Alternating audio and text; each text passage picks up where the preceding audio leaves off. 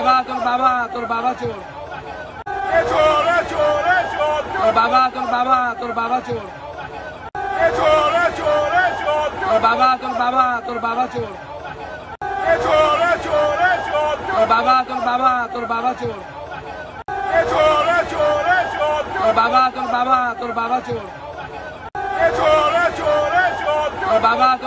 তোর বাবা চোর।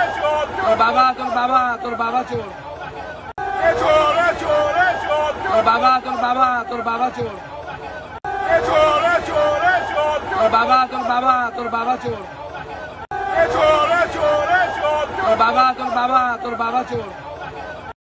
ভারতবর্ষে যে সিচুয়েশন এসেছে আপনারা জানেন যে তথাকথিত হিন্দু রাষ্ট্র এই বছর, হিন্দু রাষ্ট্র মানে তার সংবিধান আলাদা, হিন্দু রাষ্ট্র মানে তার সংবিধান অনুযায়ী ভোটে দাঁড়াবে ব্যবস্থা, ফলে গণতান্ত্রিক রাজনৈতিক দলগুলো উঠে যাবে সব।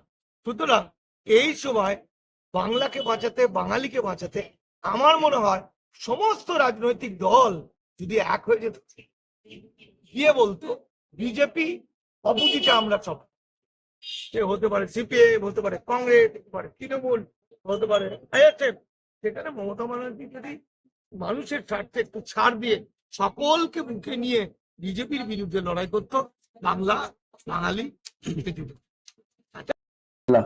আর তুই দাদা পীরের মাজারের ভেতর ঢুকে বলছি আমি নেতা,